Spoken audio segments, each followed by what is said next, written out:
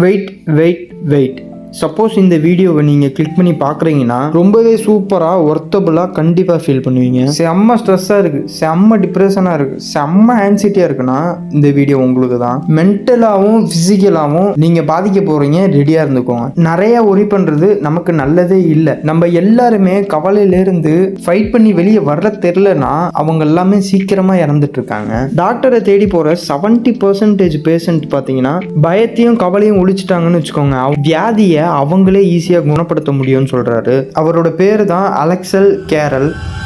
சொல்கிறது எதையும் நம்புற மாதிரி இல்லைல்ல, அதுக்கு தான் இந்த வீடியோவை நான் கடைசி வரையும் பாருங்கன்னு சொன்னேன். இவர் ஒரு ஸ்டடியில் பார்த்தீங்கன்னாக்கா 15,000 பேஷண்ட்டுக்கு ஸ்டொமக் டிசார்டர் இருக்குது அப்படின்றத கண்டுபிடிச்சிருக்காரு. அதில் ரொம்பவே ஆச்சரியமான ஒரு ரிசல்ட் என்னன்னா 5ல் 4 பேத்துக்கு எந்த ஒரு ஃபிசிக்கல் ரீசனே இல்லாமல் அவங்களுக்கு வந்திருக்கு. அதுக்கப்புறம் ரிசர்ச் பண்ணக்குள்ள தான் தெரிஞ்சிருக்கு ஃபியர், ஒரி, ஹேட், செல்ஃபிஷ்னஸ் இதனால மட்டும்தான் அவங்களுக்கு எல்லாம் ஸ்டொமக் டிசார்டர் வந்திருக்கு. ஹார்ட் டிசீஸ், ஸ்டொமக் டிசீஸ், இன்சோம்னியானாக்கா தூக்கம் வராத பிரச்சனை, அதுக்கப்புறம் சில டைப் ஆஃப் பேரலைசிஸ், இது எல்லாமே ஓவர் திங்கிங் பண்ணி ஒரி பண்ணிக்கிறதுனால தான் இது எல்லாமே உங்களுக்கு வருது. இதுக்கப்புறமாவது புரிஞ்சுக்கோங்க வருத்தப்படுறது எவ்வளோ ஒரு டேஞ்சரஸான விஷயம்னு. அப்போ வருத்தப்படுற மாதிரி ஒரு சுச்சுவேஷன் வந்தால் நான் அதை எப்படி ஹேண்டில் பண்ணுறது அப்படின்னு கேட்குறீங்க. கரெக்ட், அதை எப்படி ஹேண்டில் பண்ணுறது அப்படின்னு சொல்கிற மாதிரி இவர் அதை சொல்கிறாரு. நம்ம கேரி ஒரு இன்ஜினியராக இருந்திருக்காரு. நல்ல சமயம் பார்த்து அவருக்கு ஒரு கேஸ் ப்ராஜெக்ட் கிடைச்சிருந்திருக்கு. ஒரு பெரிய ஃபேக்ட்ரியில் போய் கேஸை செட் பண்றது தான் அந்த ப்ராஜெக்ட். இந்த ப்ராஜெக்ட் நல்ல ப்ராஜெக்டா இருக்கும் அப்படின்னு நினைச்சு தான் இறங்கி நல்லா பண்றாரு. ஆனா அந்த ப்ராஜெக்ட் நல்லபடியா முடியல. அவரு நினைச்ச மாதிரி ரிசல்ட் கிடைக்கலன்னு அவரோட லாஸ் எல்லாம் அவரு தலைமையில விழுவுது. இவருமே எல்லார போலையும் பயங்கரமா வருத்தப்பட ஆரம்பிச்சிருக்காரு. இன்சோம்னியாவும் வந்திருக்கு. தூக்கமே சரியா இல்லாம இருந்திருக்காரு. கவலைப்படுறதை நிறுத்துறதுக்கு கொஞ்ச நாள் போக தான் அவரே கத்துருந்திருக்காரு. அது என்ன டெக்னிக்னா இதுதான்.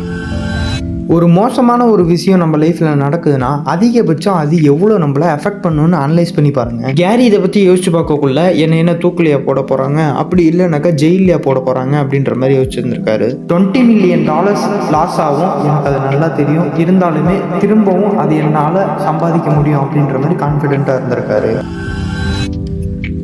இதை மென்டலாக அவர் அக்செப்ட் பண்ணிக்கிட்டாரு. அடுத்தது நம்ம என்ன ஸ்டெப் எடுத்து வைக்கலாம் அப்படின்ற மாதிரி யோசிச்சிருந்திருக்காரு. திரும்பவும் கஷ்டப்பட்டு அந்த கம்பெனியோட பேரை காப்பாற்றிக்கலாம் அப்படின்ற மாதிரி நினச்சிருக்காரு. அவரோட கம்பெனி மெம்பர்ஸ்கிட்ட போயிட்டு இதெல்லாம் ஒரு எக்ஸ்பெரிமெண்டால தான் நடந்தது, நம்ம இந்த கம்பெனியை திரும்பியும் ஹார்ட் ஒர்க் பண்ணி கொண்டு வரணும் அப்படின்ற மாதிரி எக்ஸ்பிளைன் பண்ணுறாரு. நம்ம பண்ண அந்த கேஸ் எக்ஸ்பெரிமெண்ட் மட்டும் தான் ஃபெயில் ஆச்சே தவிர கம்பெனியே ஃபெயில் ஆக கிடையாது அப்படின்ற மாதிரி சொல்லியிருக்காரு. அவர் நினச்ச மாதிரியே இந்த வருத்தம் எல்லாம் போய் அவருக்கு நல்ல ஒரு ஐடியாவும் கிடைச்சிருக்கு. நீங்களுமே அதே மாதிரி தான் அக்செப்ட் பண்ணது அப்புறமேட்டி அடுத்தது நம்மளை எப்படி இம்ப்ரூவ் பண்ணலாம் அப்படின்ற மாதிரி யோசிக்கணும். $20 மில்லியன் லாஸ் ஆன அந்த கம்பெனியை அவரோட எல்லா டிவைஸ்லயும் $5,000 செலவு பண்ணி டியூனிங் பண்ணியிருக்காரு. அவர் நினைச்ச மாதிரியே இந்த டியூனிங் ஒர்க்கும் முடிஞ்சதுக்கு அப்புறம் $20 மில்லியன் லாஸ் கம்பெனியில போனதை $50 மில்லியன் ப்ராஃபிட் ஆக்கி இருந்திருக்காரு. சப்போஸ் இந்த 3 ஸ்டெப்ஸை நான் எடுக்காம இருந்திருந்தேனாக்கா என் லைஃபே ஒண்ணுமே பிரோஜனம் இல்லாம தான் இருந்திருக்கும் அப்படின்றாரு. நம்ம ஒரு worst கேஸை அக்செப்ட் பண்றோம் அப்படின்னாக்கா நம்மளோட பிரெயின் அது கண்ட்ரோல் ஆகி அந்த ப்ராப்ளமை எப்படி சால்வ் பண்ணலாம் அப்படின்ற மாதிரி யோசிக்க ஆரம்பிச்சிடும். டேன்னு ஒருத்தவருக்கு பயங்கர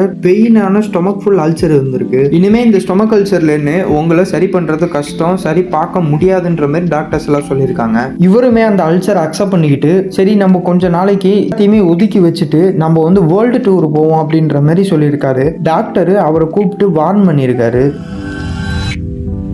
இதை பற்றியெல்லாம் ஒரி பண்ணிக்காம அவரோட சபப்பட்டியவே வேர்ல்டு டூருக்கு எடுத்துகிட்டு போயிருக்காரு.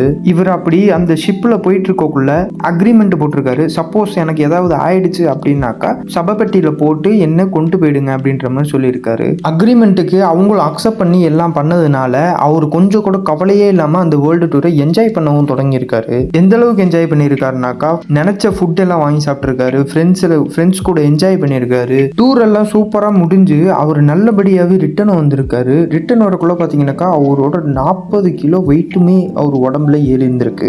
எதை பற்றியும் ஒரி பண்ணிக்காமலே இருக்கக்குள்ள அவரோட பாடியுமே ரெக்கவரி ஆயிருந்திருக்கு. இவருமே நம்ம கேரி மாரியே அந்த 3 ஸ்டெப்ஸை தான் ஃபாலோ பண்ணியிருந்திருக்காரு. நம்ம நினைக்கிறத விட நம்ம உண்மையாகவே பணக்காரனாக தான் இருக்கோம். என்னன்னா நம்மளோட டைம், நம்மளோட பாடி, நம்மளோட ஹெல்த். நிறைய மெட்டீரியல்ஸை ஃபாலோ பண்ணி நம்ம பை பண்ணணும்னு நினச்சிக்கிட்டு நம்மளோட ஹெல்த்தை நம்மளே பாதிச்சுக்கிட்டு இருக்கோம். இந்த இடத்துல நான் சக்ஸஸ்ஃபுல்லாலாம் ஆகணும், அதை பை பண்ணக்கூடாது, இதை பை பண்ணக்கூடாது அப்படின்லாம் நான் எதுவும் சொல்ல வரல.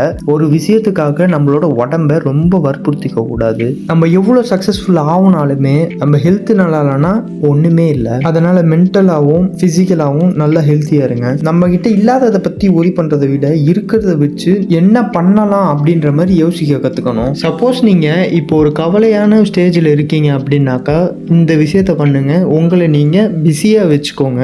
ஏன்னா அந்த மாதிரி பிஸியாக இருக்கக்குள்ள உங்களால் எவ்வளோ ஒரு புத்திசாலியாக இருந்தாலுமே 2 விஷயத்தில் யோசிக்கிறது ரொம்ப கஷ்டம். இதெல்லாம் how to stop worrying and start living இதுல இருந்து தான் கற்றுக்கிட்டேன், உங்ககிட்ட ஷேர் பண்ணிக்கிட்டேன். நம்ம சேனலை சப்ஸ்கிரைப் பண்ணாதவங்க சப்ஸ்கிரைப் பண்ணிவிட்டு உங்கள் ஃப்ரெண்ட்ஸ் அண்ட் ஃபேமிலி எல்லாத்துக்குமே இந்த வீடியோவை ஷேர் பண்ணுங்கள். பாய்.